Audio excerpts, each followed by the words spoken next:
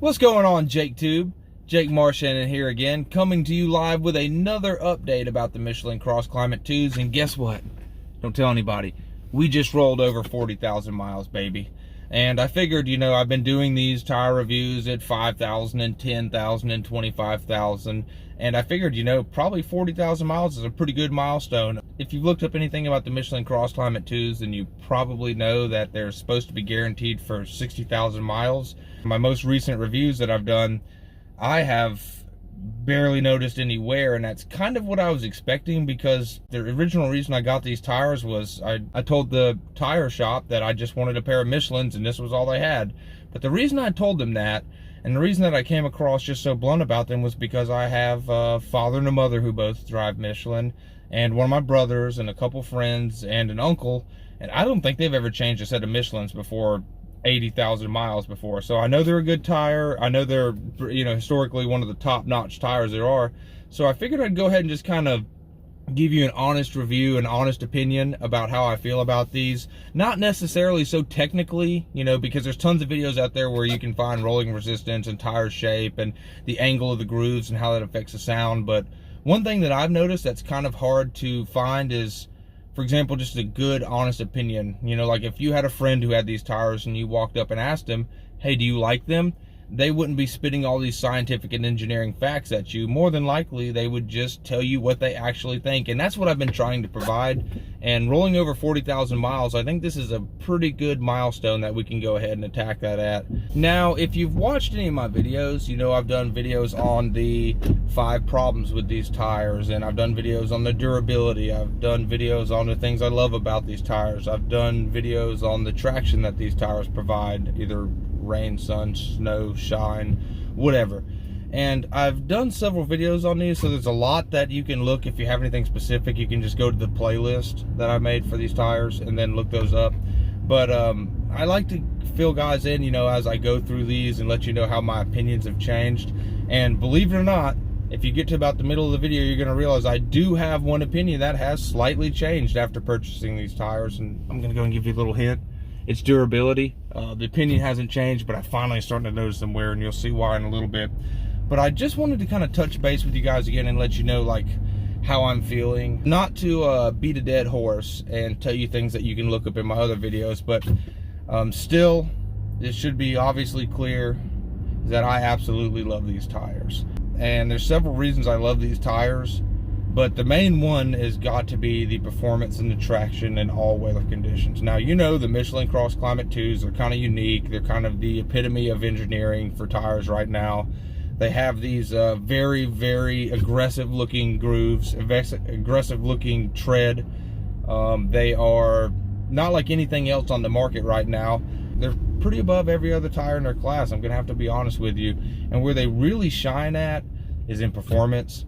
So, for example, you know, these are triple peak snow rated tires, so they're basically designed to be snow tires while also maintaining all of the good attributes of a regular summer or all-weather tire.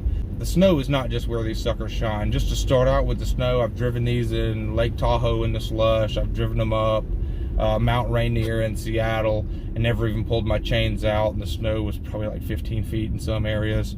Most recently, I drove these through a famous once in I don't know how many year blizzard in North Carolina, where they had all the state parks shut down. I was on vacation, and they performed absolutely amazing. And I've put snow chains on my old tires that came on this vehicle when I was driving up Mount Rainier a couple years ago, and they didn't perform that well. They were slipping, they were grinding, they were kind of scary to use because I didn't really care for them. But the second time I went with my vehicle with the CrossClimate2s on there, I felt more safe with the CrossClimate2s than I did ever driving with chains on a summer tire. So if that tells you anything, I'm sure there's tires out there that have better grip in the snow, but I really haven't found them. And if you want to have other testimonials, you can just look in the comments and find the guy from Finland who is going in negative 25 degree temperatures driving up through the mountains in the snow, or the kid who wanted to test his tires out because he couldn't get them to slip and then got his car stuck on 4 feet of snow. He was using it kind of like a snow plow and then just ran up on an embankment and couldn't get off. But I mean, these tires are pretty ridiculous in the snow, And every bit as good as they are in the snow, they are also in normal driving conditions, specifically the rain. I have driven these tires through tropical storms, hurricanes, once in a 100-year floods essentially, and you cannot get these tires to slip, much less in dry conditions. I mean, sincerely, if you're actually looking at these tires and you're trying to get them to slip, I don't think you can. And honestly, I'm not even sure if my traction control works on my vehicle anymore. I haven't been able to get these tires to slip in goodness knows how long.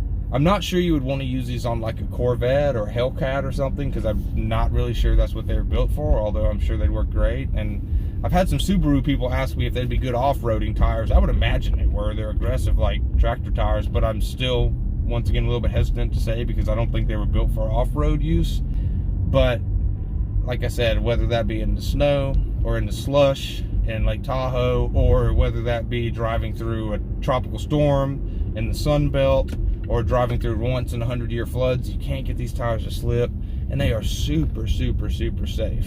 We're driving over to one of my properties real quick right here to go look and see how the landscaper cut the grass. But I'm gonna hop out here in just a second and kind of show you the durability, because I feel like that's what's, you know, what the main point of this video is most of the time, is to show you how they're holding up. But yeah, there's a couple negatives that still stay. You know, the fuel efficiency is not as good.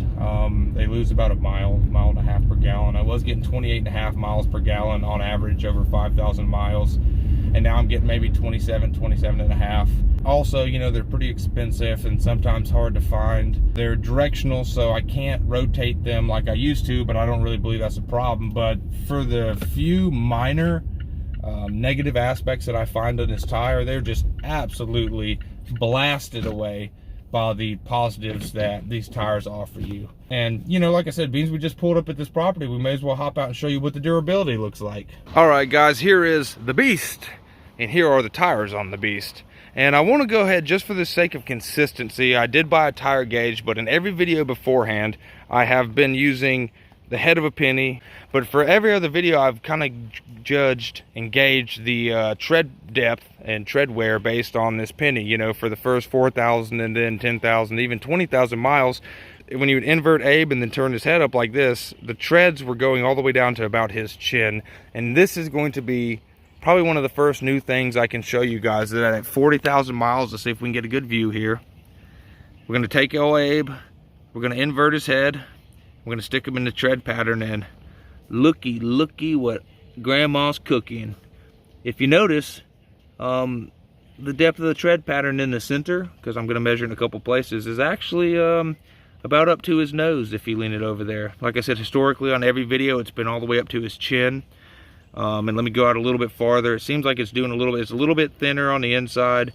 You can see right here it's actually up to his nose, maybe even his mouth right there on here. And once you go out towards the edge of the tread, I mean, as you would kind of expect, it's really just around his eyes or whatever. So I mean, this is actually, like, this is the big new thing, and the biggest new action item I have on this vehicle is that if I'm actually starting to notice a little bit of wear. Now, just to show you what these tires look like, they look pretty fantastic. Sorry for it being wet, but maybe that'll give a little bit more contrast to the video. If you want to get down on the side, you can tell they're still grippy as all get out, and potentially could even be passed off as new. But the head of Uncle Abe does not lie, fellas. We are actually, after 40,000 miles, starting to see a little bit of wear on these tires. And I'm actually okay with that, because my old set of tires actually wore out, flat out at around 38,000 miles. It was showing these little red tread bands through the tires, but I kept driving them to 48,000 miles, and by the time I did that, these suckers were pretty much absolutely slick. So I am starting to notice a little bit of wear, but nevertheless, they look absolutely fantastic. And just to sort of follow up on that, these tires do have a full depth tread pattern, which means, unlike the normal tires you're used to buying, you know, you buy these tires and they have these little feelers on them and all these micro tread patterns and micro little tiny details in the tire. You'll notice that after about 5,000 miles or so, every bit of that is wore off, and the profile of your tire is totally different. You know, for example, you'll buy a brand new set of tires, they look great and aggressive and detailed when you buy them. But after about, you know, a couple thousand miles, 5,000 miles, you'll kind of notice that the tires don't look anything like they look like when you first bought them. And that's because The thing that's different with these tires is they have a full depth tread pattern, so they have tooling, which is kind of interesting. And when they're milling out the tread and the pattern in the tires, as you saw how aggressive they are, they go all the way down to the very bottom of it, and the tread pattern does not change. If I'm not mistaken, I believe it is safe all the way to 2 or 3/32 of an inch, and it will keep the exact same tread pattern. So when you're looking at this and you see it's wore down a little bit, it's definitely not the same as a regular tire that you may have purchased before, because like I said, the tread pattern is full depth tread pattern, and it will maintain the same grip and the same tire characteristics until you wear them down about this thin. That's probably about 3/32 of an inch. And so that doesn't really concern me, to the fact that I'm starting to see a little bit of wear. I would actually expect to see a little bit of wear, and if I didn't by now, I would have other concerns, such as, are these tires too tough, or are they too rough, and do they not conform to the road as much? So I'm not super concerned about it, but I just wanted to go and show you guys that I am starting to see a little bit of wear after 40,000 miles. And also, don't forget, I drive like a grandfather. So that's pretty much it, guys. Like I said, everything I've said before previous still stands. I'm still absolutely in love with these tires. They've treated me fantastic. They ride great. They drive true. They're a little bit on the expensive side, but I think they're worth it. The safety has been phenomenal, and if you're buying these for yourself or somebody that you love, I would have to say this is the only choice, because if money's not an issue, there's no tire out there that performs like this. I'm driving a Mazda, a fairly newer vehicle, but it's not known for safety or comfort, and these have been a fantastic addition on them. So, like, yeah, they do cost a little bit more. They do drop a little fuel mileage. They may be tailored a little bit specific to snow, but like I said, you know, I drive them in the rainy sun belt, and they have been absolutely fantastic. I'm loving them so far.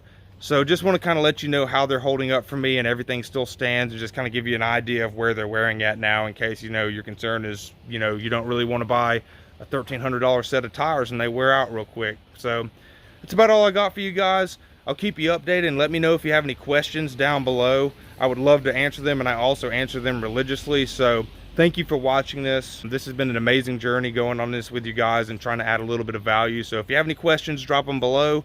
Subscribe, because I'm going to be dropping more videos on these tires incrementally as I keep going through the life of them.